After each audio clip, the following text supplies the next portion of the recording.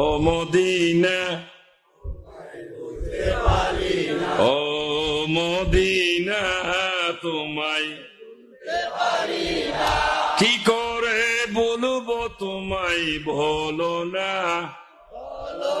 বলো না। তোমারে মাঝে শুয়ে আছেন যে জনা, যাকে সৃষ্টি না করিলে আমার কিছুই।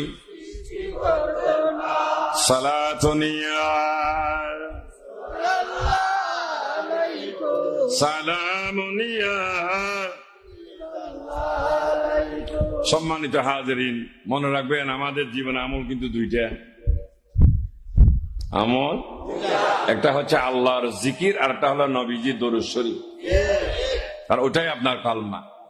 কলমা মানে শুধু লা ইলাহা ইল্লাল্লাহ, আর কিছু আসেনি।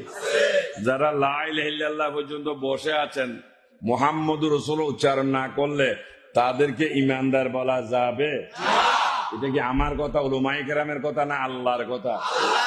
আল্লাহ বলেছেন ওয়া মিনান নাসি মান ইয়াকুলু আমান্না বিল্লাহি ওয়া বিল ইয়াউমিল আখির ওয়া মা হুম বিমুমিনিন। আল্লাহ বলতেছেন যারা আমাকে বিশ্বাস করো, আখিরাতকে বিশ্বাস করো, তারপরেও তোমরা মুমিন হতে পারবে। তো কারা মুমিন? আল্লাহ অপর জায়গায় বললেন নিশ্চয় তারা মুমিন যারা ঈমান এনেছে আল্লাহ এবং রাসূলের উপরে।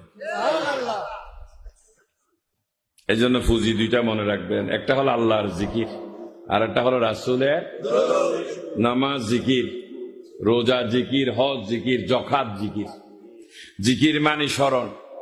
যে কর্ম, যে ব্যবস্থাপনা বা যে শব্দ দিয়ে আল্লাহকে পূজা হয়, ডাকা হয়, সবগুলো জিকিরের অন্তর্ভুক্ত।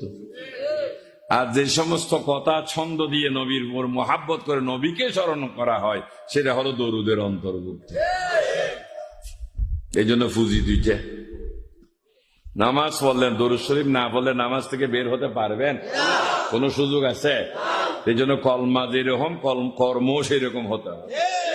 কর্মার সাথে যদি কর্মের মিল না হয়, তাহলে ওই কর্ম দরবার এলাহিতে মঞ্জুর হবে না। এই জন্য দরুদ শরীফ পড়বে। আল্লাহ যেখানে পড়তেছে শরম লাগেও না। তো আমরা যদি আল্লাহর বান্দা হয়ে থাকি, আল্লাহর আদেশ মানার জন্য তো ঈমান আনছি, ঠিক না বেটি? তা আল্লাহ বললে আমাদের লজ্জা কেন? কারণ ধর্ম যখন, আজকে আপনার একটা ভালো কাজ অনুষ্ঠান করুন, দেখবেন সবাই সেটাকে ভালো চোখে দেখবে না, কেমন? আজকে অনেক ইমানদারও কিন্তু আজকের মাহফিলের সমালোচনা করবে।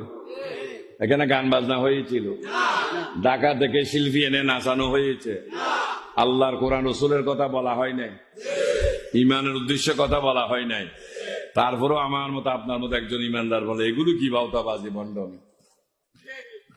সেদিন এক জায়গায় যখন এই যে মাওলানা দেলোয়ার হোসেন মুজাহিদি সাহেব যে আয়াত শরীফটা টানছিলেন, ইন্না রাহমাতাল্লাহি করিবুম মিনাল মুহসিনিন, এটাই তো বলছিলেন। এবং এটার উপর আলোচনা রাখতে গিয়ে, এই রহমত বুঝাইতে গিয়ে, পরে রহমত কোত্থেকে সংগ্রহ করব, ঠিক এমন সময় একজনে বললেন হুজুর শেষ করেন। আমি বলে করবো তো, কারণ এখন শেষের প্রশ্ন আসছে। যদি আজকে এখানে যদি নাচ গানের কথা হতো, সারা রাত গান চলো, শেষ করো, এটা কেউ বলে না। কারণ যখন আল্লাহ রসুলের কথা বলি তখন শেষ করতে হবে। ঠিক আছে চলেন শেষ করে দিই, আর আমি আগাই নেই। এই জন্য বলতেছিলাম, আজকে আপনার একটা অনুষ্ঠান মেয়ে বিয়ে দিচ্ছেন, দেখবেন এটার উপর অনেকে কি খারাপ মন্তব্য করবে। তা আল্লাহ তাআলা